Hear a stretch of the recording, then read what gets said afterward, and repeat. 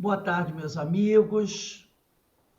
Estamos nós aqui na Sociedade de Estudos Espíritas Francisco de Assis, hoje, dia 4 de junho de 2022. Sábado, né? São 16h15 e nesse horário, aos sábados, nós estudamos essa obra, Epístolas de Paulo à Luz do Espiritismo. Esse livro é uma publicação do Antônio César Perry de Carvalho, uma publicação da editora Clarim. E hoje nós vamos iniciar o estudo do capítulo 14, que tem por título Epístola a Filemon, apelo pela liberdade para o amor. Mas antes de nós iniciarmos aqui o nosso estudo, nós vamos iniciar com uma prece, né? Uma prece pedindo o amparo dos amigos espirituais, para que eles possam nos incentivar, para que eles possam nos fortalecer, tá? Então, vamos elevar aqui o nosso pensamento ao alto, agradecer a Deus, agradecer a Jesus, agradecer aos amigos espirituais a oportunidade que o Senhor nos concede de aqui reunidos com uma grande família, podermos estudarmos juntos, aprendermos e crescermos. Que a tua luz, Senhor, ilumine os nossos caminhos, nos trazendo paz, segurança, equilíbrio, que tanto nós almejamos. E que nós possamos, Senhor, a cada dia que passa, buscar, trabalhar mais pelo nosso engrandecimento pessoal, pela nossa educação espiritual, para que possamos ser efetivos trabalhadores do Senhor. Assim sendo, agradecemos a presença amiga da equipe espiritual que sempre se reúne conosco nos sábados à tarde para o estudo, e o amparo que o Mestre Jesus não deixa faltar a nenhum de seus discípulos. Sê conosco, Senhor, hoje, agora e sempre, graças a Deus. Bem, meus irmãos, o pessoal já está por aí, né? Alberto, Denise, Ana Constantino, Aninha Brito foi ali fazer um chazinho, mas já volta. Nós vamos começar o nosso estudo da Epístola a Filemon, capítulo 14, liberdade, apelo pela liberdade para o amor. Então, começando a leitura, diz assim, acho que todo mundo aí já se achou, né? O meu livro é página 139, capítulo 14. Diz assim, Paulo anota que escreveu essa epístola como prisioneiro, tá? Nós estamos nesse livro aqui, ó, nesse livro. Então, Paulo anota que escreveu essa epístola como prisioneiro. Há questionamentos se ela teria sido escrita em Éfeso, por volta do ano 54 depois de Cristo, ou em Roma, durante seu primeiro aprisionamento. Então tem essa dúvida, né? E são dúvidas difíceis de tirar por causa dos documentos, muitas coisas foram perdidas. Então ele diz aqui, durante seu primeiro aprisionamento, entre os anos 58 e 62 depois de Cristo. Champlin é um estudioso, considera que Filemon residiria em Laodiceia ou em Colosso, a mesma cidade da carta que nós terminamos de ler da semana passada, que era a carta aos Colossenses. Então tem essa dúvida, né? Que ele residiria em Laodiceia ou em Colosso, Filemon. Eram cidades muito próximas, cidades próximas a Éfeso. E a especulação se essa não seria missiva registrada na Epístola aos Colossenses. E quando esta epístola tiver sido lida entre vós, fazei que também o seja, né? É o que está escrito lá na Epístola aos Colossenses, capítulo 4, versículo 16. E quando esta epístola tiver sido lida entre vós, fazei que também o seja na igreja dos laodicenses. Aqui veio de Laodiceia, lede a vós também. Então, ele está mandando essa missiva, essa carta, que está endereçando as duas cidades. Filemon era proprietário, isso aqui é muito importante a gente registrar, tá? Filemon era proprietário do escravo Onésimo, que fugiu.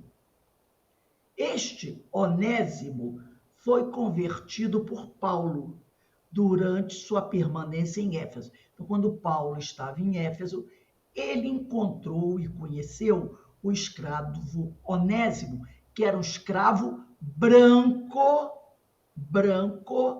fugido do seu senhor Filemon. Após essa transformação, após Onésimo, escravo, ser convertido, o escravo pensou em voltar para casa. Ele pensou em se reaproximar de Filemon, porque ele havia fugido. Encontrara Paulo, conheceram o evangelho, se convertera. Agora, ele tinha essa ideia da possibilidade de, quem sabe, voltar para casa e reencontrar o seu servo. O que estimulou, e isso estimulou Paulo a escrever a carta em análise. Essa missiva, essa carta, é considerada um primor por vários estudiosos. E Champlin, o estudioso inglês, transcreve Lutero. Esta epístola representa um exemplo encantador e magistral do amor cristão, quer dizer, da solidariedade. Então, nós vamos parar aqui e vamos rever alguns pontos que nós conversamos aqui. Filemon, né, um senhor que morava ou em Laodiceia ou em Colossos, numa dessas cidades, tem um escravo chamado Onésimo. Esse escravo foge, Filemon já era convertido, já era cristão. Presta bem atenção a isso. Filemon já era cristão, convertido por Paulo, mas tinha um escravo chamado Onésimo. Onésimo foge. E aí, Onésimo, em Éfeso, conhece Paulo. Paulo ensina a ele o evangelho e o converte ao cristianismo. E aí, Onésimo sente vontade de voltar para casa para reencontrar o seu dono, porque ele ainda é escravo, fugido. E aí, Paulo decide escrever uma carta. E é essa carta que nós vamos analisar agora. Então, eu vou partilhar aqui o ecrã, porque tem aspectos dessa carta, e aspectos dessa situação muito interessantes. Então, vamos lá.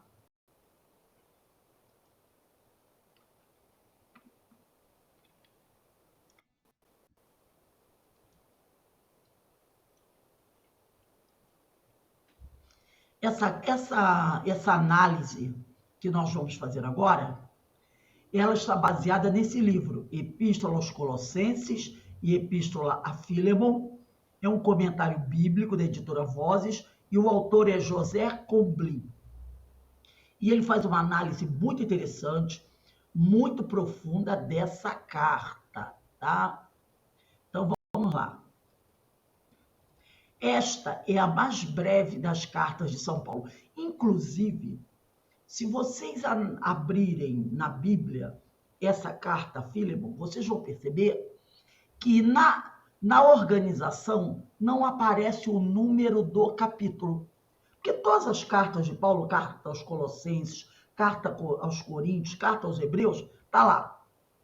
Capítulo 1 e vários versículos. Capítulo 2, vários versículos. Capítulo 3, vários versículos. Essa carta não. Essa carta não tem número de capítulo. Ela só tem número de versículos. Então, quando você abre a carta a Fílemon, você vai encontrar apenas versículos. São, na realidade, deixa eu ver aqui, 25 versículos. Então, ela começa assim, na Bíblia, Epístola a Fílemon, versículo 1. Não tem capítulo 1, capítulo 2. São só versículos. Então, já é um diferencial das outras. Por isso que ela é uma carta muito curta, mas muito profunda. Então, vamos lá. Esta é a mais breve das cartas de São Paulo e a mais pessoal, a mais original também. Podemos imaginar que Paulo tenha enviado muitas vezes bilhetes semelhantes a este, porque essa carta é tão breve que a gente poderia considerar um bilhete um pouquinho maior, mas diferente, vamos chamar de um bilhete, de uma mensagem, porque é diferente das outras cartas, muito menor, as outras são muito grandes, né? Em todo caso, um só foi conservado pela tradição. Desses vários bilhetes que Paulo enviou para vários lugares, apenas um ficou conservado, que é esse.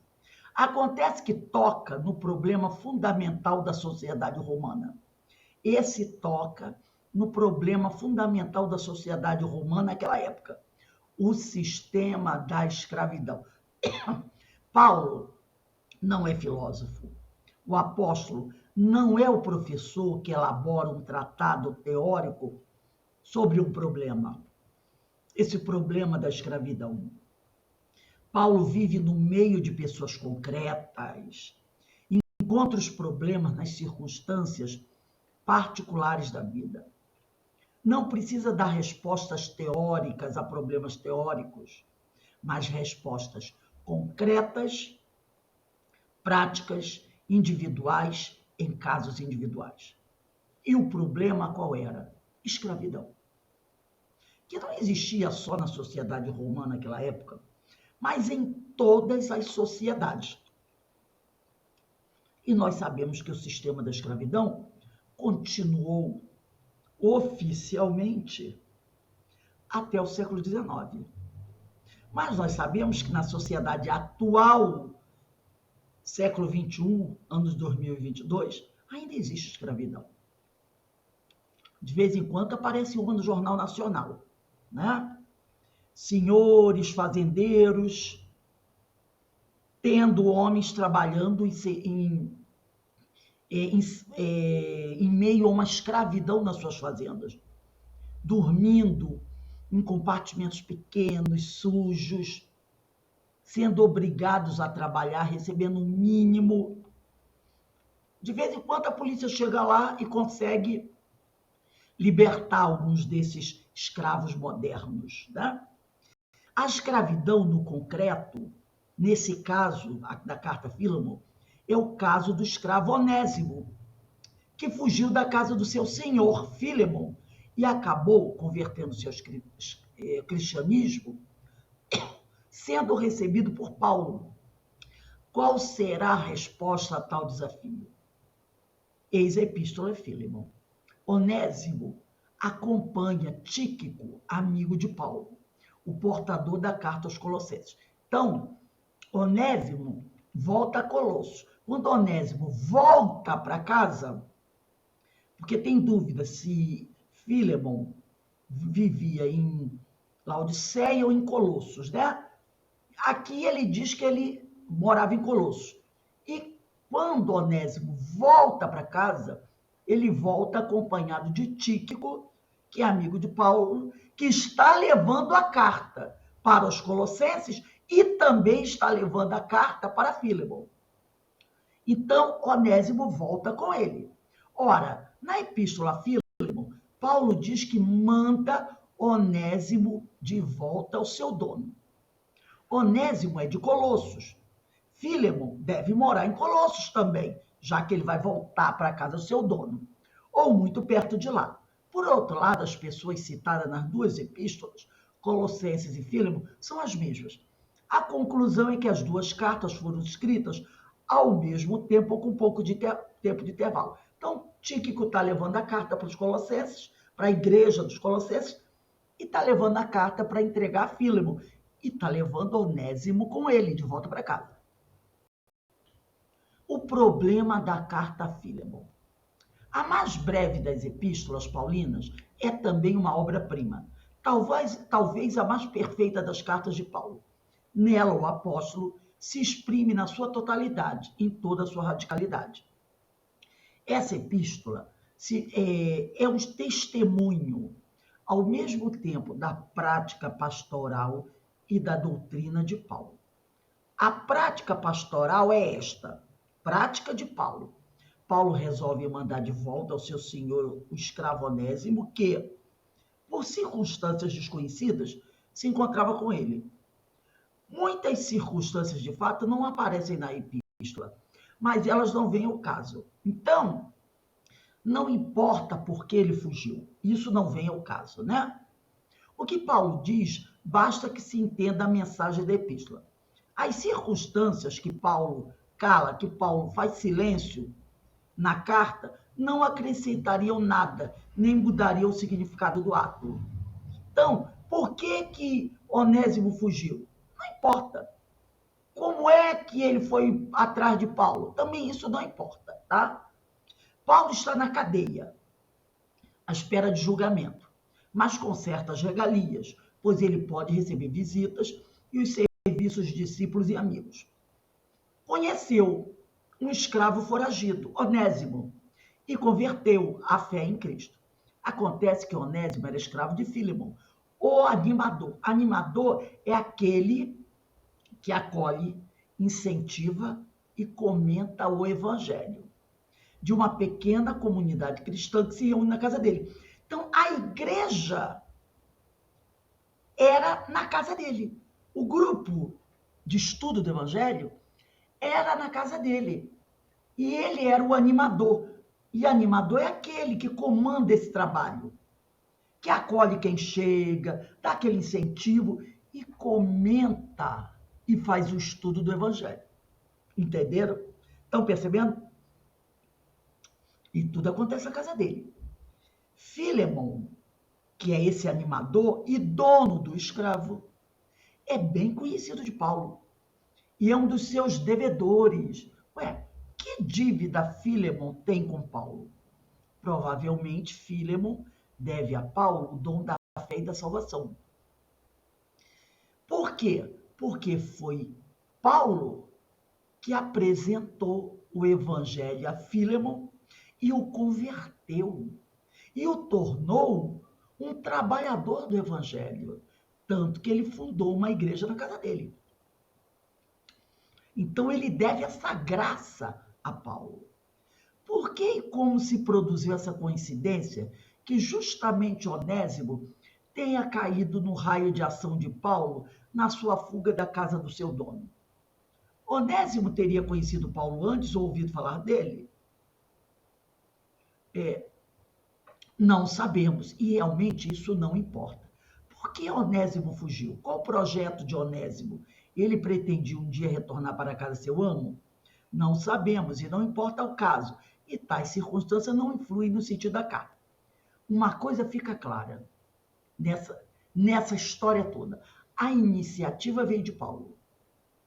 Ele, Paulo, ao que parece, deve ter convencido Onésimo a voltar para casa. Porque Onésimo decide voltar. Então, os estudiosos acreditam que Paulo convenceu Onésimo a voltar para casa e quis mandá-lo de volta, né? Ele convence Onésimo a voltar para casa, né? E quis mandá-lo de volta para a casa de Fílemon. Agora vem aquele detalhe. Por quê? Por que Paulo convence Onésimo a voltar para casa e decide mandar Onésimo para a casa de Fílemon? Aí o autor diz assim, eu confesso, o autor do livro, né, que não teria agido assim. E acho provável que vários dos meus leitores também não teriam agido como Paulo, pois havia outras soluções. Uma delas era comprar a liberdade de Onésimo, procurando influir em Fílemon, para que desistisse dos seus direitos ou cedesse o escravo por um preço razoável. Outra solução era guardar Filemon, manter Filemon com Paulo, para acompanhá-lo nas suas andanças apostólicas. E Filemon, como era devedor de Paulo, nem se teria atrevido a reclamar. Essas eram as soluções razoáveis, as que evitavam maiores problemas. Paulo não escolheu nenhuma delas, e sim escolheu a solução que hoje em dia nos parece menos razoável, mais arriscada, mais frustrante. Por quê? Porque olha só, Paulo decide mandar um escravo fujão de volta para o seu dono.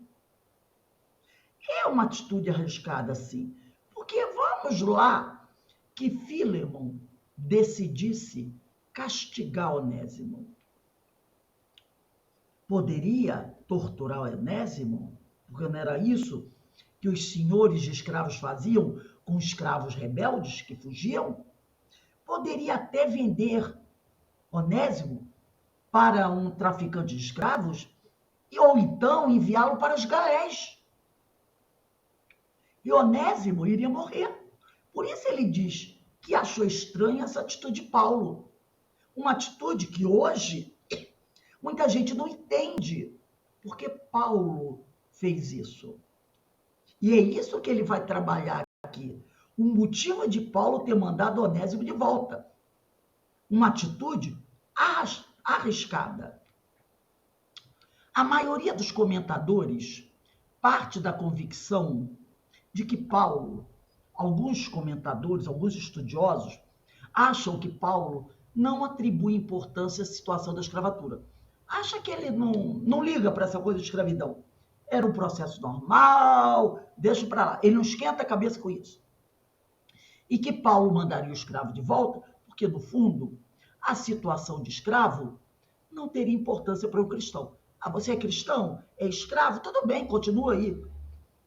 Né? Continua aí, aceita, você é cristão. Aceita a tortura, aceita a prisão e fica tudo numa bem. Tudo bem. E alguns procuram desculpar Paulo de diversas maneiras e compreender a sua atitude a partir de circunstâncias daquela época. E outros biógrafos de Paulo decidem o quê? Não, olha, gente, não leva a mal isso que Paulo fez, não. Afinal de contas, naquela época, era normal a escravidão. Então, Paulo agiu dentro da normalidade daquela situação. Tá? Se fosse assim, a epístola resolveria de modo insignificante um assunto sem relevância. Se fosse só mandar ele de volta, essa epístola, mandando ele de volta, mandava uma cartinha e todos considerariam o assunto escravidão relevante, não teria importância. Teria sido necessário... Aí vem a tal da pergunta, né? Se essa epístola realmente trata apenas de devolver um escravo fujão, sem dar maior importância a isso, por que teria sido necessário introduzir esse documento, essa carta Filemon, que, pela maioria dos estudiosos, consideram um documento de tão baixo teor no cânon, que é conjunto de textos religiosos das escrituras do Novo Testamento. Se fosse apenas um bilhete dizendo para Filemon, toma teu escravo de volta, passando por cima da questão da escravidão, por que esse documento foi colocado junto dos outros textos religiosos de grande valor? Ora, diz Chamberlain, visivelmente, Chamberlain é o autor do livro, né? Visivelmente, o conteúdo da carta mostra que Paulo, quando você lê a carta, atribui enorme importância ao assunto, tá?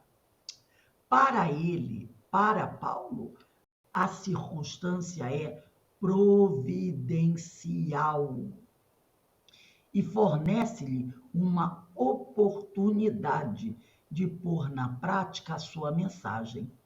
Trata-se da essência do Evangelho. Paulo não envia Onésimo ao seu dono porque o assunto escravidão é sem importância, mas justamente porque é de suma importância. Para Paulo, trata-se de um teste para averiguar a verdade e a força do Evangelho. Então, mandar Onésimo de volta é um teste que Paulo está fazendo para averiguar a verdade e a força do Evangelho. Paulo quis desafiar Filemon. A carta não se dirige a Onésimo, mas a Filemon. Paulo quer que Filemon receba o seu ex-escravo fugitivo, não como escravo, mas como irmão, como associado. E aqui na carta a Filemon, no versículo 16 e 17, diz assim, eu vou começar a ler até o 15, que diz assim, talvez ele tenha sido retirado de ti por um pouco de tempo, a fim de que o recuperasses para sempre. Não mais como escravo, mas bem melhor do que como escravo. Como irmão amado, muitíssimo para mim e tanto mais para ti, segundo a carne e segundo o Senhor. Então ele faz um desafio a Filemon. Aí está o teste. Será Filemon um cristão recém-convertido que tem uma igreja aonde ele ensina o evangelho, capaz de superar todas as oposições sociais e de desfazer a dominação social da escravatura? Filemon é o teste escolhido por Paulo. Ele, Filemon, é um cristão exemplar, acima de todos os elogios. Basta ver a introdução da epístola, versículos 4 a 7, que eu vou ler para vocês agora. Diz assim, dou sempre graças ao meu Deus, diz Paulo, lembrando-me de ti, lembrando de Filemon, em minhas orações, porque ouço falar do teu amor e da fé que te anima em relação ao Senhor Jesus e para com todos os santos. Possa a tua generosidade, inspirada pela fé, tornar-se eficaz pelo conhecimento de todo bem que nos é dado realizar por Cristo. De fato, tive grande alegria e consolação por causa do teu amor, pois graças a ti, irmão, foram reconfortados os corações dos santos. Então, Paulo exalta o exemplo de Filemon como cristão. Filemon é o animador, né? É o líder, é o comentarista, o comentador, o intérprete do Evangelho de Jesus na comunidade onde ele vive. É amado e estimado por todos os que frequentam sua casa. Se a solidariedade é capaz de ser eficaz, então será no caso de Filemon. Então, olha, se alguém quiser comentar alguma coisa, pode comentar, tá, gente? Olha a inteligência de Paulo. Filemon, um líder religioso, dono de um escravo fugido. O Paulo botou ele em xeque, né? Assim, ele, será que ele só está falando de boca ou ele está falando de coração? Porque é isso aí. E aí, caramba, foi exato. O seu comentário. Porque será que o Senhor Jesus, muitas vezes, não nos desafia de forma semelhante? Olha a sua fala, olha a sua conduta. De repente, o Senhor coloca coisas na nossa vida que nos desafia para confrontar essa fala com essa conduta. Entendeu? Então, a proposta de Paulo é esta: desafiar Filemon para que aplique no concreto da vida a solidariedade cristã. Olha lá o versículo 16. Diz assim o versículo 16, olha aqui. Não receba Onésimo, não mais como escravo, mas bem melhor do que como escravo, como irmão amado, muitíssimo amado para mim. Onésimo é muito amado para Paulo, e tanto mais para ti, segundo a carne e segundo o Senhor. Então, ele está desafiando Filemon para que Filemon aplique no concreto da vida, na carne, a solidariedade cristã que ele ensina. Existe solidariedade de Deus e seu povo, entre os membros do povo. Será essa solidariedade que nasce entre os cristãos mais forte do que a relação de dominação da escravatura? Será aquela solidariedade que existe entre os discípulos, entre Onésimo, entre Filemon e os integrantes da sua igreja, mais forte do que a relação da dominação da escravatura, da posse do escravo? Percebeu? Paulo pretende dar um testemunho da força da solidariedade. E Filemon é o discípulo escolhido para fazer a prova. Na prática de Paulo, há outro aspecto que é preciso salientar. Paulo não manda. Ele pede, exorta, insiste, sugere, suplica. Mas ele não dá ordem a Filemon. Ele não diz, liberta ele. Ele pede. Tá? Ele não manda. Ele pede. Ele quer que Filemon faça o que ele espera. Não por obediência a Paulo. Não para se submeter a uma lei. Não por vontade do outro, que é Paulo, mas por vontade própria. Ele quer que Filemon tome a decisão. Não porque Paulo está pressionando ele.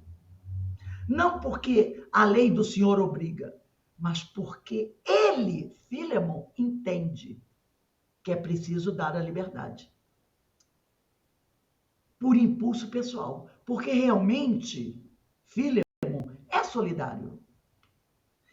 Ele se considera igual a Onésimo. Mas aquele sistema escravocrata se impõe sobre as pessoas. Ele é um homem bom, ele é solidário, tá? Ele até se considera igual a Onésimo. Por que Onésimo fugiu, a gente não sabe. A gente não sabe, ninguém sabe por quê. Mas o que a gente sabe é que Paulo considera Filemon um homem bom, um homem solidário, que ajuda as pessoas, tá? Que vê dos outros um igual. Então ele quer que Filemon faça a grande reflexão. Quer que Filemon trate Onésimo verdadeiramente como irmão e sócio. O que é sócio? Trabalhe junto com ele na igreja, porque Onésimo foi convertido. E Onésimo pode ser, para Filemon, um grande companheiro na igreja. Por isso ele fala sócio. Não, mas que ele faça isso não para obedecer a uma ordem de Paulo, mas espontaneamente, em virtude da intuição e do impulso que lhe dá a fé, de onde brota a solidariedade, que está lá do versículo 8 ao versículo 19. Eu vou ler um pedacinho. No versículo 8 diz assim: por isso, tendo embora toda a liberdade em Cristo, de te ordenar o que convém, Paulo dizendo que tem toda a liberdade em Cristo, de ordenar isso a Filemon. Prefiro pedir por amor. É na qualidade de Paulo, velho e agora também prisioneiro de Cristo Jesus, que venho suplicar-te em favor do meu filho Onésimo, que eu gerei na prisão. Né? Que ele gerou porque ele transformou aquele pagão num cristão. E ele diz aqui, outrora, no passado, Onésimo te foi útil, mas doravante será muito útil a ti, como se tornou para mim. Mando de volta a ti. Ele é como se fosse meu próprio coração. Eu queria segurá-lo comigo, para que em teu nome ele me servisse na prisão, que me valeu a pregação do Evangelho. Entretanto, nada quis fazer sem teu consentimento, para que tua boa ação não fosse como que forçada, mas espontânea. Então ele está dizendo assim, eu adoraria ficar com Onésimo comigo, para ser meu companheiro de pregação. Mas eu acho que ele pode ser muito útil a ti, agora que ele está convertido, do que antes. Ele pode ser seu sócio, né? Então eu quero mandar ele para você, para que você possa ter um verdadeiro irmão ao seu lado. Paulo manifesta ao mesmo tempo o ardente desejo que Fílemon realize o plano, mas também a vontade de não impor a decisão. Quer que fique bem claro que se Fílemon toma a decisão, não será por causa da insistência de Paulo, mas em virtude da sua solidariedade, da verdadeira solidariedade que Fílemon tem. Por que essa maneira estranha de exprimir a Fílemon o seu desejo? Por que Paulo agiu assim? Não teria sido mais simples e mais claro usar simplesmente a sua autoridade de apóstolo e dizer a Fílemon, quero que você faça isto ou aquilo pelo bem da igreja e pelo progresso do evangelho? Não é por acaso assim que se faz nas igrejas de modo geral? Sim, muitas vezes é assim. O evangelho diz que os cristãos devem fazer isso. Jesus falou que você tem que fazer aquilo para se tornar um seguidor dele. E muitas pessoas, muitas vezes se convertem, se tornam trabalhadores de uma igreja, de uma casa espírita, porque ouviram falar que o evangelho, que os espíritos, que Jesus mandou fazer assim. Entendeu? É isso que ele está falando. As decisões não são tomadas a miúde em funções de leis ou de costumes? Daí duas perguntas que deixamos em suspenso. Por que Paulo quer desafiar Fílemon para que receba Onésimo como irmão e associado? E por que Paulo se nega a impô-lo, insistir tanto na pura liberdade de Fílemon de fazer a escolha? A resposta encontra-se na própria doutrina de Paulo, na sua mensagem, isto é, naquilo que ele chama de evangelho. Paulo tem uma concepção muito clara, muito rígida e muito pessoal do evangelho. Ora, a epístola a Fílemon é exatamente uma expressão muito condensada e muito forte do evangelho de Paulo. Então, essa epístola a Fílemon, ela é um condensado, um resumo dessa forma com que Paulo vê o evangelho.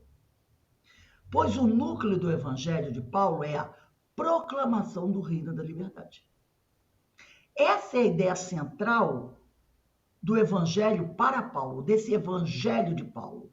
É a proclamação do reino da liberdade. Com Cristo começa um mundo novo, que é o mundo da liberdade. O mundo animado pelo Espírito. É assim que Paulo vê. Para Paulo, Jesus é igual a Espírito, é igual a liberdade. Para ele, Jesus está ligado ao Espírito e à liberdade. Basta lembrar, na segunda carta aos Coríntios, capítulo 3, versículo 17, que Paulo diz assim, o Senhor é o Espírito, o Senhor é a liberdade. E onde está o Espírito, aí está a liberdade. E na carta aos Gálatas, capítulo 5, versículo 13, ele diz assim, irmãos, vocês foram chamados para a liberdade. Mas não usem a liberdade para dar ocasião à vontade da carne. Ao contrário, sirvam uns aos outros mediante o amor. Então ele deixa claro o seguinte, que o Espírito, representado por Jesus, ele foi chamado para a liberdade. Mas essa liberdade não deve ser interpretada de forma equivocada. Porque quando Paulo diz que nós temos a liberdade de escolher o que nós queremos, essa escolha é para que nós possamos, primeiro, buscar nos elevarmos, fazendo a nossa renovação espiritual e servir uns aos outros mediante o amor. Como eu falei anteriormente, muitas pessoas procuram sim uma religião, mas procura porque alguém diz assim para ela: se você não buscar religião, se você não buscar os ensinos de Jesus, sua vida vai de mal a pior. Você tem que fazer isso para melhorar aquilo. E aí, muitas vezes, a pessoa vai porque alguém disse que ela tem que fazer assim. E Paulo não quer isso, nem Jesus. Paulo quer que você reflita, que nós comecemos, que nós possamos refletir, começar a refletir. O que é melhor para nós? Que nós possamos analisar as coisas, estudar, nos aprofundarmos, buscar, e que a decisão seja nossa. Eu vou fazer isso porque eu acredito, depois de muito refletir, que isso será bom para mim. Que isso vai me ajudar, vai me fazer crescer. Não porque o outro disse que eu devo fazer, mas porque eu, depois de muito refletir, entendi. É essa a ideia de Paulo. Por isso que ele quer que a Fílemon reflita. Ele não manda o Fílemon libertar. Ele pede a Fílemon que reflita. Que veja o que ele está fazendo, e ele faz, Fílemon faz porque acredita que é o melhor, e que ele reflita sobre o que ele faz por acreditar que é o melhor, e reflita sobre a questão da escravidão. E veja se as duas coisas estão em harmonia. É isso que ele quer que Fílemon faça. Veja se o Evangelho de Jesus se harmoniza com a escravidão. Ele quer que Fílemon chegue a essa conclusão. Porque Paulo já tem o seu pensamento. Ele sabe que não. Apesar de muitos escritores estudiosos das obras de Paulo acharem que para Paulo aquilo era irrelevante. Não, era muito relevante. Porque esse mundo animado pelo Espírito se baseia em Jesus, que é igual ao Espírito, que é igual à liberdade. Então, Paulo não podia ser a favor da escravidão, nem achar isso uma coisa secundária. Mas ele não queria impor a opinião dele. Ele queria que Fílemon visse a luz. Então, ele coloca ali as questões para Fílemon refletir e decidir. E na carta aos Gálatas ele fala: nós temos que ter liberdade sim, mas cuidado com essa liberdade. Não usem a liberdade para dar ocasião à vontade da carne. Buscar riquezas que você não precisa, né? E outros apelos por aí. Use essa liberdade com responsabilidade. Use-a para você crescer e para servir uns aos outros mediante o amor. Esse é o evangelho da Epístola a Fílemon. Os cristãos inauguram um mundo novo, uma sociedade nova. Nesta sociedade nova, já não há mais relações de dominação. Lembra lá naquela cerimônia da última ceia, naquela reunião onde Jesus resolve lavar os pés? Ele cinge na cintura, prende na cintura um avental que os escravos usavam. e vai lavar os pés de cada discípulo. E ele diz que ele veio para servir e não para ser servido. Então ele mostra, Paulo, que esse mundo novo que Jesus nos apresentou, tá?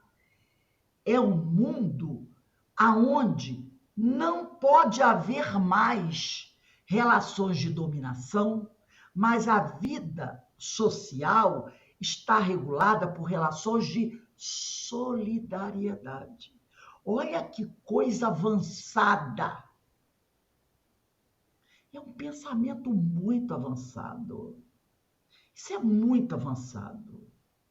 Essa sociedade nova que Jesus nos apresenta, nela não há mais relações de dominação, mas a vida social está regulada por relações de solidariedade.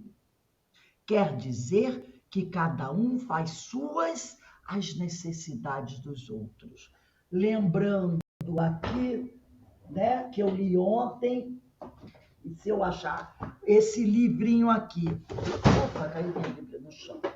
Dá licença um instantinho que eu vou pegar.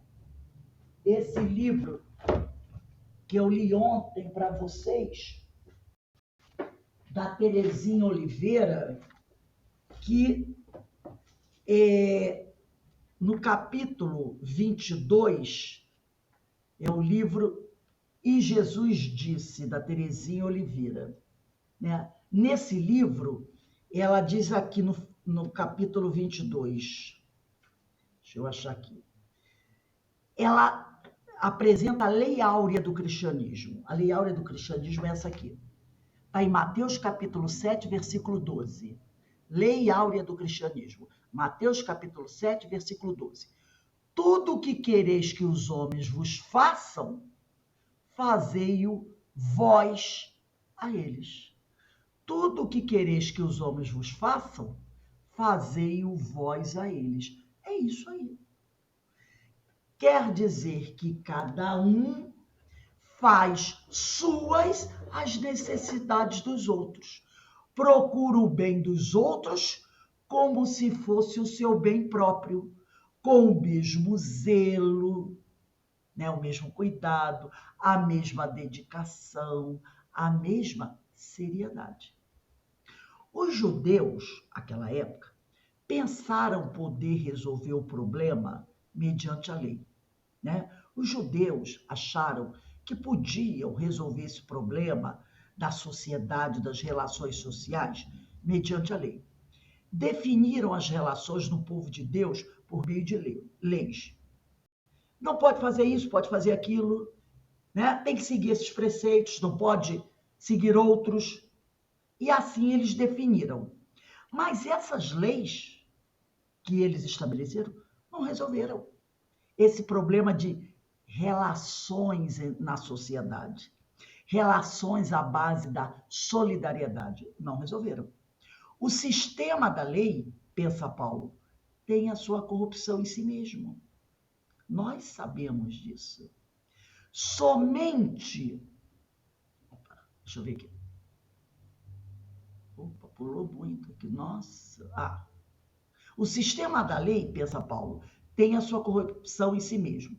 Somente a liberdade, a verdadeira liberdade, pode criar uma sociedade sem dominação. Ora, a lei define um regime de dominação. A lei define um regime de dominação. Não é possível fundar solidariedade entre iguais na base da dominação. Paulo é radical. Na base da dominação, um grupo manda e o outro grupo obedece? Para Paulo, não pode. Paulo é radical. Para ele, Cristo não veio mudar as leis, modificar as obrigações, criar um suplemento de deveres para serem cumpridos. Tá? Para ele, Cristo não veio fazer isso. Não veio corrigir a lei por uma nova lei. E nem suprir a falta de obediência por meio de novas leis, censurando a desobediência. Cristo veio criar o reino da liberdade.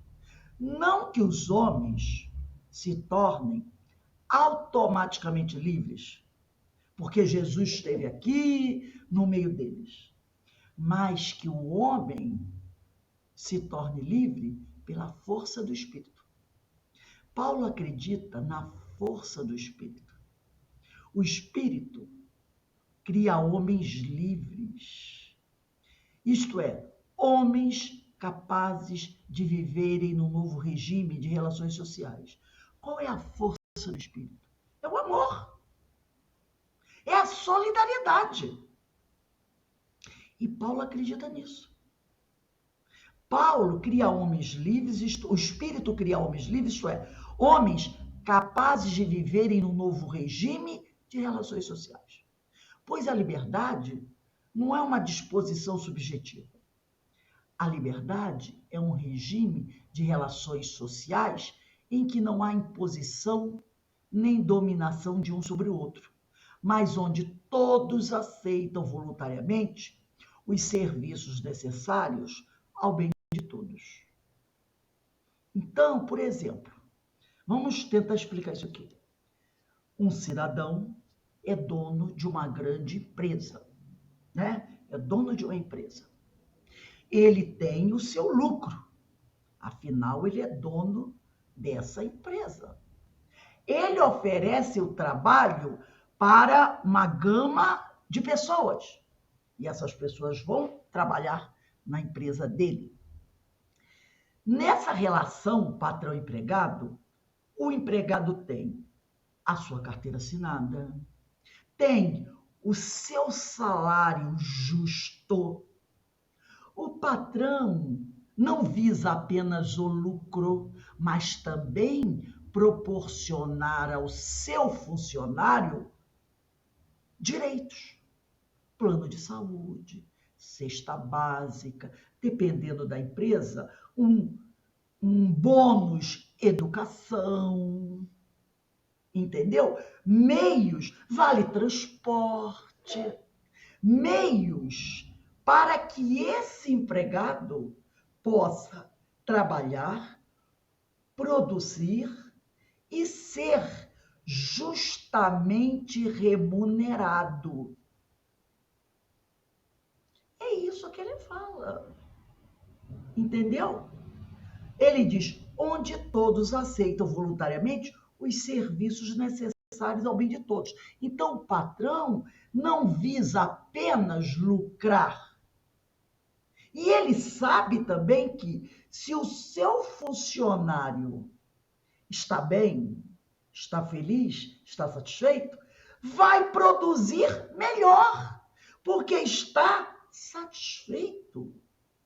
Vai trabalhar com mais disposição. Vai gerar mais lucro. E esse lucro gerado será redividido entre o empreendedor, né? Entre o empresário, mas também entre os seus funcionários. É disso que Paulo está falando. Liberdade é serviço voluntário e serviço voluntário é solidariedade também. Este é o Evangelho. Chegou o mundo novo. É esse o mundo novo que Jesus trouxe para a gente. Perceberam? Há 2000 anos atrás. O mundo de Cristo, do Espírito, da liberdade, da solidariedade. Neste mundo, tudo muda. A solidariedade é uma revolução total. Já não há mais nenhuma forma de dominação, mas o serviço voluntário é o princípio que regula a vida do homem novo. Então, o homem trabalha porque ele quer, ele se sente satisfeito. Ele não se submete a uma prática praticamente escravista para ganhar um salário ínfimo, que não dá para ele sobreviver até o final do mês e muito menos atender às necessidades da sua família. Entendeu? Isso é uma forma de dominar. Se você não aceitar a miséria que eu te ofereço, tem 200 aí na porta que querem. A epístola de Fílemon mostra que Paulo escolheu a relação senhor-escravo como a estrutura de dominação. Ele elencou essa relação para falar da estrutura de dominação. Ele elencou essa ideia, senhor-escravo, como a estrutura de dominação, erguendo-se frente ao evangelho como o obstáculo maior a ser derrubado. Então, para Paulo, essa relação senhor-escravo, que é uma estrutura de dominação, tem que ser derrubada frente ao evangelho. Paulo quer mostrar... Gente, se alguém quiser falar alguma coisa, por favor, tá? Paulo quer mostrar que o evangelho destrói radicalmente todo o sistema social da escravidão. Quando a gente se depara com o evangelho, né, como está aqui, a lei áurea do cristianismo, como disse Mateus, no capítulo 7, versículo 12, tudo que quereis que os homens vos façam, fazei-o vós a eles. Isso é evangelho. E isso está destruindo totalmente o sistema social da escravidão. Toda a dialética senhor-escravo institui um regime social totalmente diferente, feito de relações de associação e serviço recíproco entre iguais e livres. Mas aí a gente para pensar, meu Deus, o Senhor trouxe essa maravilha, essa lição para nós. Mas são passados 2000 anos e nós ainda não conseguimos aplicar isso do mundo em que vivemos. E quando será que nós conseguiremos? Porque isso é coisa de ponta de linha. É uma coisa muito clara, muito óbvia. Paulo oferece uma prática que estima capaz de fazer uma revolução total. O advento do reino da liberdade depois da destruição do reino da dominação. Por isso mesmo foi que Paulo quis desafiar Fílemon e pedir-lhe que estabelecesse com Onésimo essas relações de solidariedade. Paulo quer mostrar na casa de Fílemon que um novo mundo fundado na solidariedade não somente é possível, mas é uma realidade. Se ele tivesse, Paulo, conseguido a emancipação de Onésimo, do escravo, se ele, Paulo, chegasse lá e dissesse assim, eu quero comprar o escravo, este teria ido viver por conta própria. Onésimo ia viver por conta própria. E nada estava demonstrado a não ser o prestígio de um apóstolo nas suas comunidades. Nossa, Paulo foi lá e bancou, comprou Onésimo. Ou então, nossa, Paulo é poderoso, foi lá e falou na cara de Fílemon, você vai dar liberdade a Onésimo. Paulo só teria feito uma demonstração do seu próprio poder, que ele tinha realmente poder moral frente a Fílemon. Mas isso não demonstrava nada. Um pagão teria feito a mesma coisa. Não haveria nisso nenhuma mensagem, nenhum sinal de evangelho, nada de novo. Pois os pagãos também emancipavam seus escravos. Também e fundamentalmente a sociedade mudava. Muitos pagãos aceitaram. Né? Alguém chegava com dinheiro lá e dizia assim, eu quero comprar o escravo tal. O dono do escravo olhava, eu quero tanto por ele. Aqui, eu pago. É seu, tá livre, dou a carta de alforria. Quantas vezes isso aconteceu naquela época e quantas vezes isso aconteceu? Aqui em Petrópolis, nós temos a chamada Praça da Liberdade. Nessa praça tem um busto até, né, ai meu Deus, esqueci o nome dele. É um escravo, dia 19 de novembro, comemora, esqueci o nome dele, Zumbi. Essa praça recebeu o nome de Praça da Liberdade, porque ali naquela praça, os escravos libertos se reuniam com os abolicionistas e faziam tipo uma vaquinha. Recolhendo aquele dinheiro, eles procuravam um senhor X que tinha um escravo e ofereciam uma quantidade X a esse escravo, por esse escravo. O senhor podia aceitar ou não. Na maioria das vezes aceitava. O escravo estava liberto. Isso aconteceu inúmeras vezes. Às vezes até o próprio escravo, ao longo dos anos, ia reunindo um dinheirinho. E depois de um certo tempo, que ele tinha um certo dinheiro junto, ele comprava a sua própria liberdade. Mas em que isso mudou a sociedade? A sociedade não mudava. O que não interessa a Paulo é uma abolição como a que fizeram as nações americanas no século XIX, né?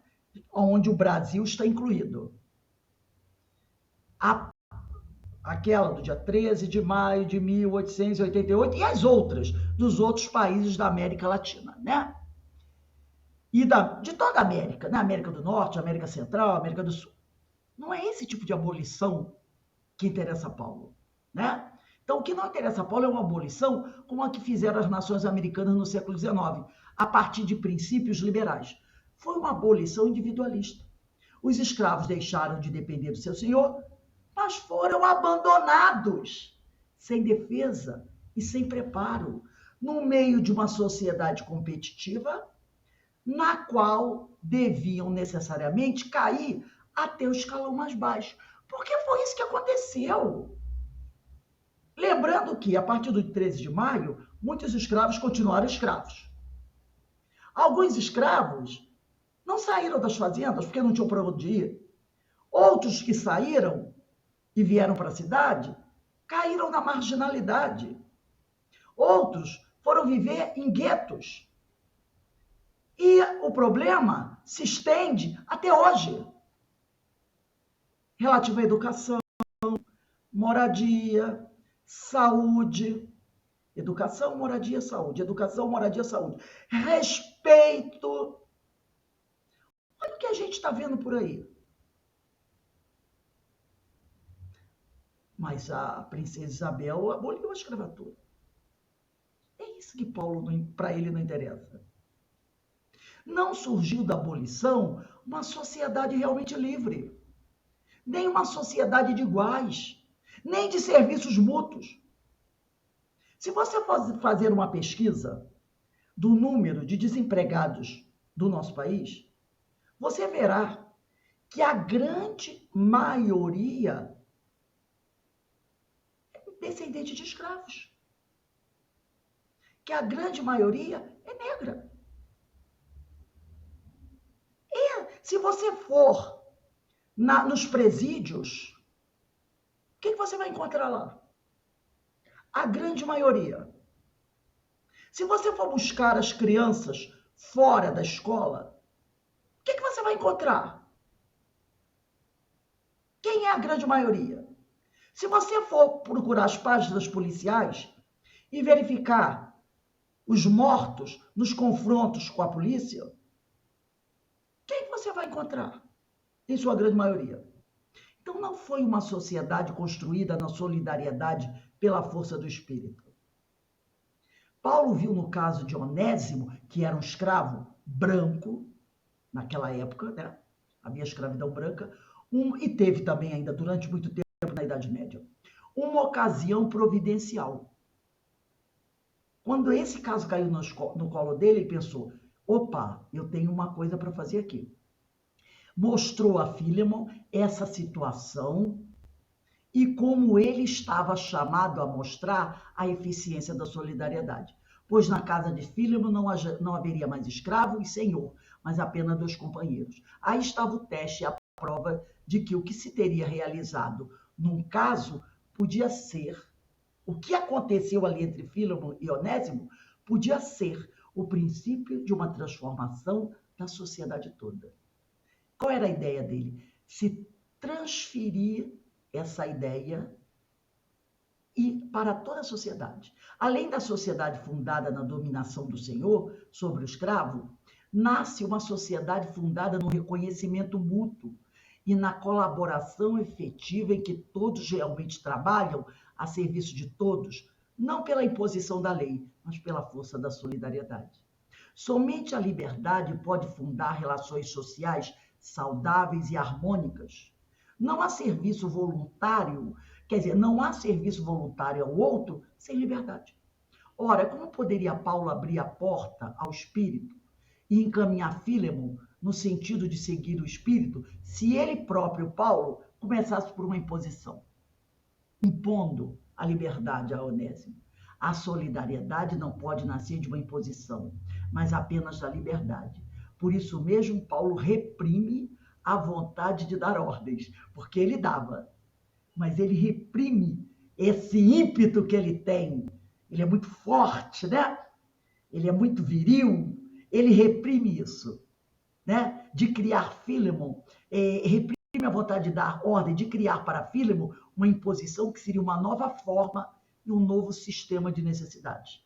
A partir do Evangelho de Paulo, a respeito do reino do Espírito, que vence o reino da lei, que é a imposição, inaugura com a liberdade o reino da solidariedade, podemos perfeitamente entender a estrutura dessa epístola. A relação senhor-escravo é o terreno privilegiado em que se manifesta a força do Espírito, a força do amor, a força da solidariedade e a soberania de Cristo. Porque sem liberdade, sem solidariedade, não tem Cristo.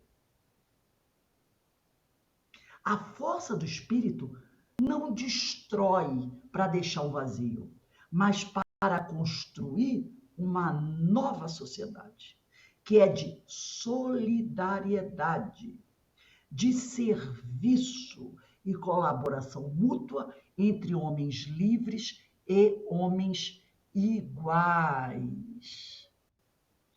Vocês perceberam a força da ideia de Paulo? É uma coisa muito moderna.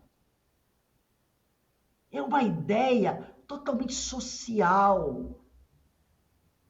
E nós, que estamos hoje aqui em 2022, nós já vimos isso? Já vimos isso acontecer?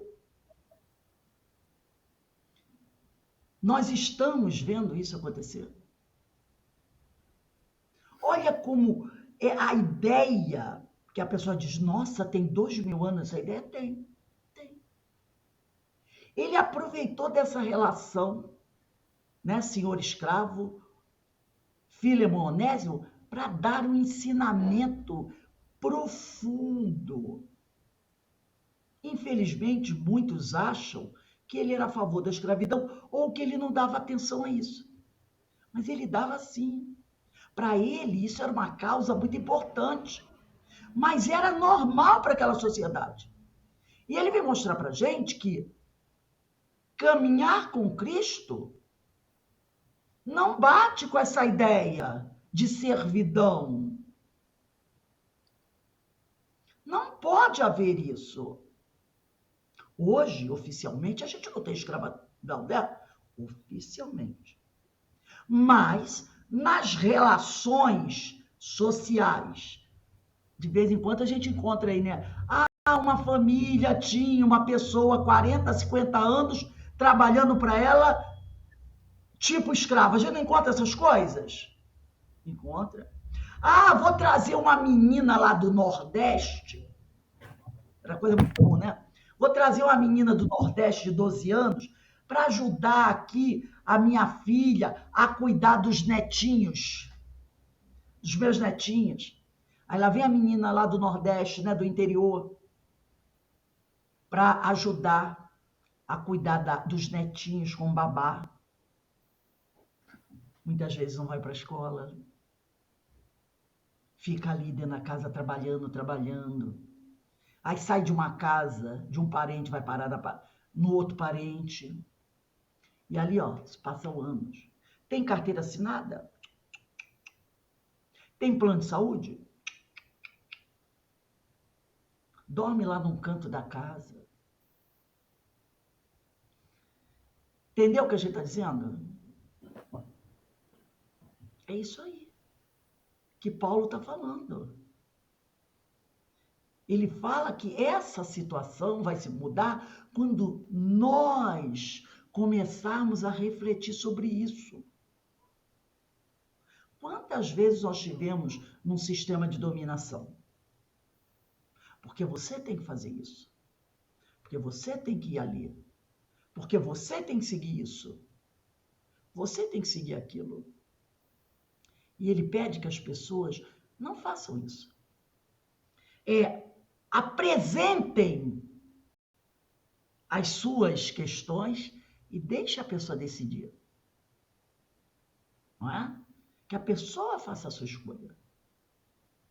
Agora eu gostaria, nós temos ainda um tempinho, que cada um fizesse um comentário dentro daquilo que conseguiu captar desse texto de Paulo, que isso é uma coisa atualíssima. Pessoal, pode falar, Denise.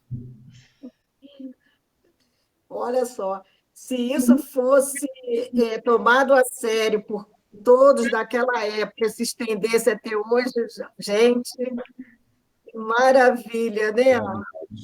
Verdade. Mas como o coração do homem é duro, não é mesmo? Gente, eu não sei. Paulo é inteligentíssimo, cara. Eu não tinha ideia dessa interpretação. Pensava que cartas são cartas, só para se comunicar, e não com esse intuito, né, de orientar, e mesmo assim, olha só, imagina a força que ele fez para não mandar. Do jeito que ele estava, né? Ótimo, muito bom estudo mesmo, estou gostando bastante.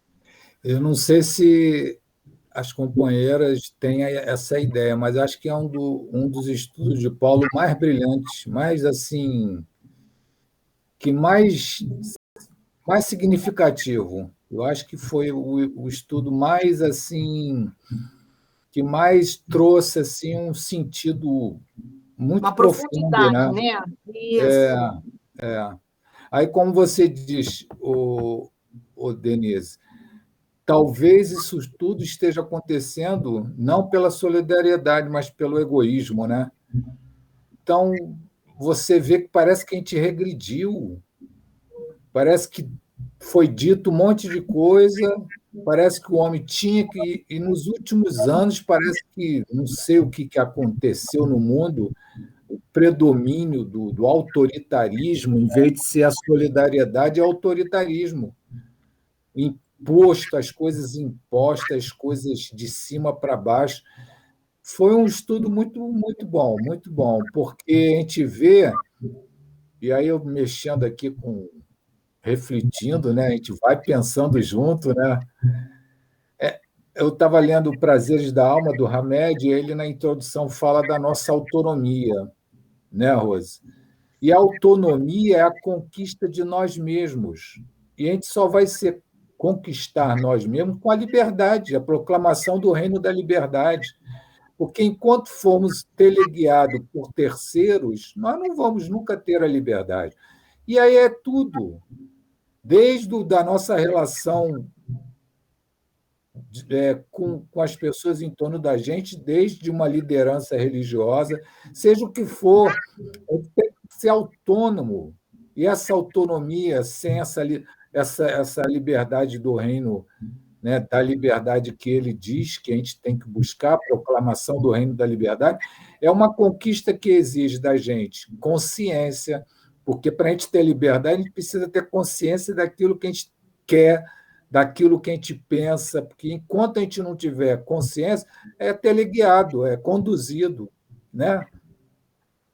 Então, muito legal, muito legal. E isso vai longe essa conversa, né? Com certeza. Aninha,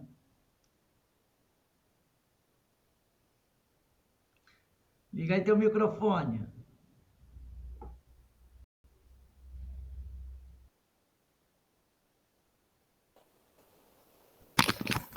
Eu achei maravilhoso também, né? E fiquei pensando, né? Como é que Onésio... O que ele pensou? Dessa vez eu tenho que mostrar, né? Eu tenho que aceitar. Verdade, né? Porque muitas vezes a gente fala mas dentro de casa, no nosso particular, a gente não faz, né? Nós estamos engatinhando. Mas já é um começo, né? Paulo é um espírito iluminado, né? Iluminado com esforço, né? Próprio. Que ele tinha inteligência, era muito inteligente, mas não tinha ainda esse esclarecimento dos ensinamentos de Jesus.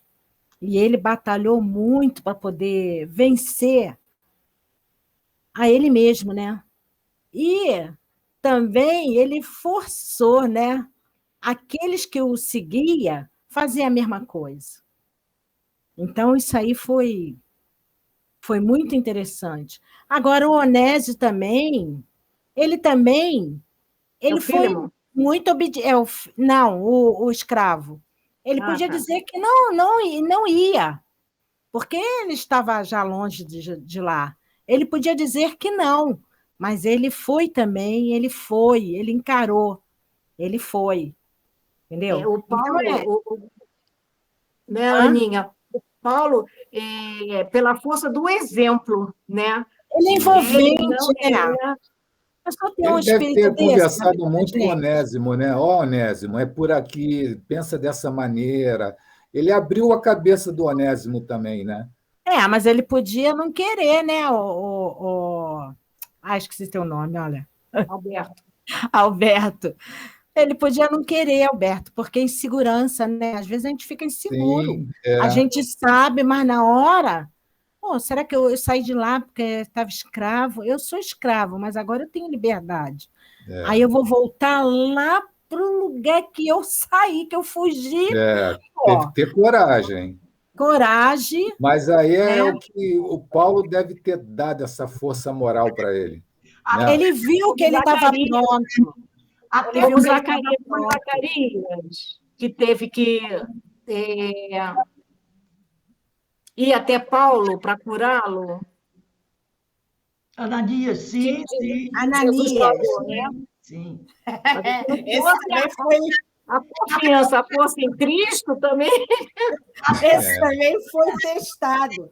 Olha só, Deus. Eu vou ter que ir lá. A verdadeira. Deixa eu fechar aqui. Até para que Onésio conquistasse a verdadeira liberdade, ele tinha que voltar. Porque ele tinha. Porque passa por aí, Rosa, a solidariedade, porque Paulo também deu nessa história, nesse enredo, a solidariedade, o perdão, a reconciliação, aliás. Vai lá, volta, pediu a Fílemon que recebesse, aí tem reconciliação, perdão. Não é? E aí Onésimo vai se sentir verdadeiramente livre. Porque não é só a liberdade do corpo, retirar as algemas. É ser livre de verdade. Isso aí. Porque liberdade não é só isso. Não vê que a gente falou aqui da escravidão nas Américas? Que o autor José Comblim traz isso muito claro? Né? Só tirar os algemas não quer dizer que você é livre. Então, Jesus também fazia isso, né? Quando ele curava a pessoa, ele falava, vai e fala, né? Não peques mais.